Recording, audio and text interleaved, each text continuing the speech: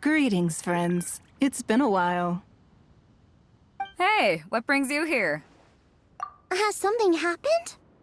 What's with this great big stone on the ground? Long story. So, just to confirm, I will assume responsibility for handling this stone of unknown origin. Any objections? None here. You know how to get things done, Kuching. As long as it's with you, I can rest easy knowing that it's in safe hands. Should I take this to mean that you doubt the relative safety of leaving this in the hands of the Tianquan? Huh? Well, for starters, Kuching is the one who's always out running errands, rain or shine. Besides, you don't seem to give a wooden more about this whole thing anyway, so what's it to you? I was merely joking.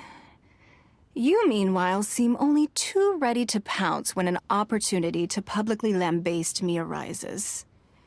Even when it means giving our poor mutual friend here the cold shoulder.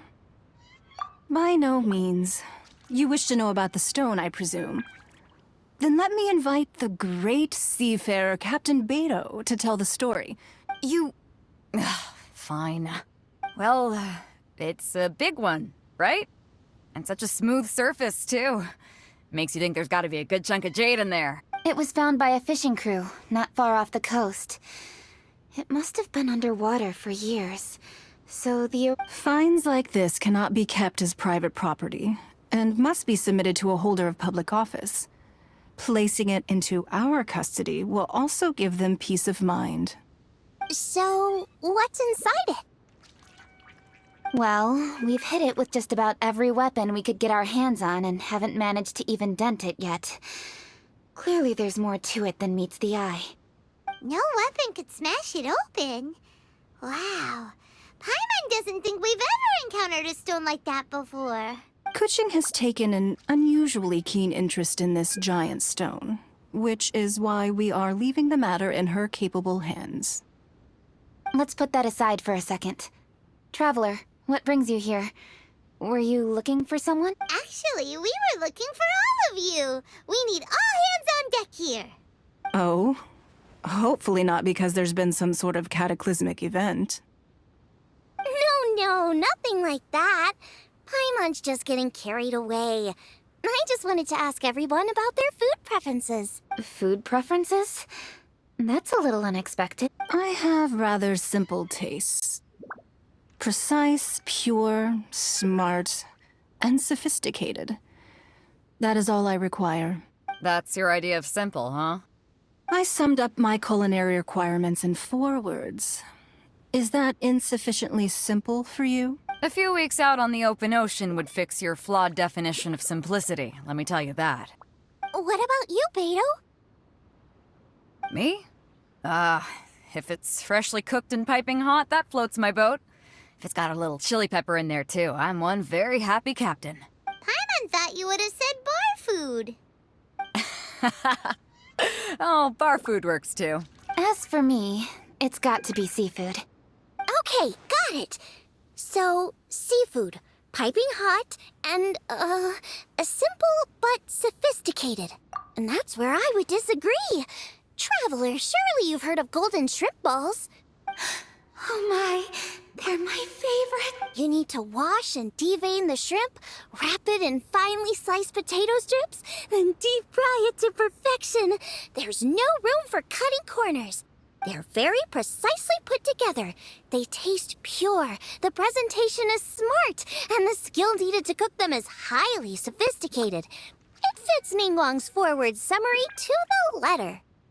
Huh. So what you're saying is, for all the frills and trills, good food is all the same at the core? I heartily agree. Golden shrimp balls are a prime example. Their essence lies in combining art and nutrition in a single package. It is a dish of true value. Okay, got it. So Kuching loves golden shrimp balls. I didn't say that. Alrighty. Thanks for all your input. I'll be sure... Traveler, Paimon, do you have... Good. I'd like you to help me investigate something. It's about this You picked the right people for the job. We investigate... My thoughts exactly. The Qixing has a public duty to deliver our final verdict to the fishermen. But there are also some things I would like to investigate on a personal level. I'm sure you've become acquainted with the general background of the Moon Chase Festival. However, I have my own understanding of this festival's roots. My grandfather was a researcher of Liyue's traditions. In his notes, he indicated that there was a deity called the Stove God in ancient Liyue, which people paid tribute to at a certain time of the year. Very few written records make mention of the Stove God, and those that do are notoriously confusing. Some scholars believe...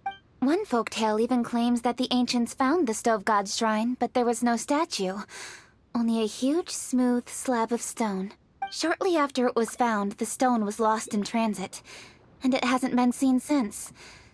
This stone here has all the same features, so I suspect it could be the one that went missing all those years ago. After many years of researching ancient texts, my grandfather came to believe that the practice of paying seasonal tribute to the Stove God may be best described as a festival. He called it the Stove God Festival. That would make it the forerunner to the Moon Chase Festival we know today. But this is all just theory and conjecture. To prove any of it, we'd need to start by identifying who the Stove God really was. Now that Rex Lapis has passed on, and Liyue has entered the age of humankind, his successors should continue to respect our nation's culture and traditions, just as he did. That's why I think the responsibility for this situation should fall to me. It's a chance to shed light on our history, revitalize an ancient tradition, and possibly prove my grandfather's hypothesis along the way. With any luck, we'll nail all three in one fell swoop. It was just a couple of days ago that we received this stone. Right after we decided to use food as the central theme for this year's festival. It makes me wonder. Maybe a divine will is at work behind all of this. 3 birds with 1 stone, huh? That's pretty efficient. Hey, don't worry about that. This sounds super important, so don't mind me.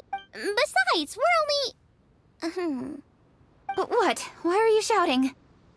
Ka-ching, can I tag along for your investigation? But... Since it's all about the Stove God, I might get to learn something useful about cooking along the way. It'll be great inspiration for me in the competition. Please, let me come along. I promise I'll help. If it means that much to you...